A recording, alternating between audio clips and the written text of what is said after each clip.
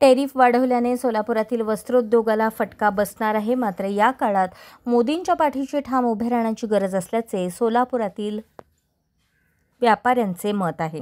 अमेरिकेने भारतावर लागू केलेल्या 50% टेरिफमुळे सोलापुरातील वस्त्रोद्योगाला चांगलाच फटका बसणार आहे। सोलापुरातून एक्सपोर्ट होणाऱ्या वस्त्रोद्योग व्यापाऱ्यापैकी 25% एक्सपोर्ट हे अमेरिकेत होत आहे। त्यामुळे सोलापूरच्या वस्त्रोद्योग व्यापारावर परिणाम होणारच आहे। मात्र येथील व्यापाऱ्यांनी पंतप्रधान नरेंद्र मोदी यांच्या पाठीशी ठामपणे उभे राहण्याचा निर्णय जाहीर केला आहे।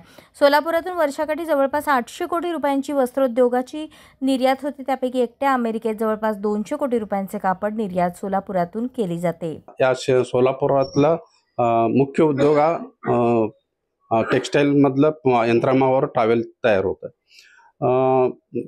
सोलापुरात उत्पादित होणारा जे माल आहे की देशांतर्गत मार्केट आहे आणि परदेशात सुद्धा मोठ्या प्रमाणात टॉवेल एक्सपोर्ट निर्यात होतोय।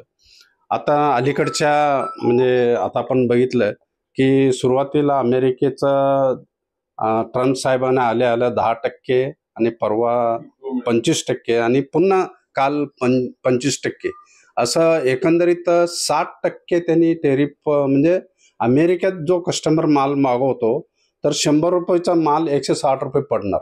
म्हणजे निश्चितच तो अमेरिकेचा मार्केट सोलापूर दृष्टिकोनातून म्हणजे तो ते माल जाणार नाही। कारण काय कॉम्पिटिशनमध्ये चायनाचं टेरिफ कमी आहे, बांगलादेश आणि व्हिएतनामचं आपल्यापेक्षा फार त्यांचा म्हणजे कस्टमर टेरिफ कमी आहे। यापूर्वी 10% टेरिफ होता, तो 25% वरून आता 50% वाढवण्यात आला आहे। त्यामुळे आता जवळपास 60% टेरिफ द्यावा लागणार आहे।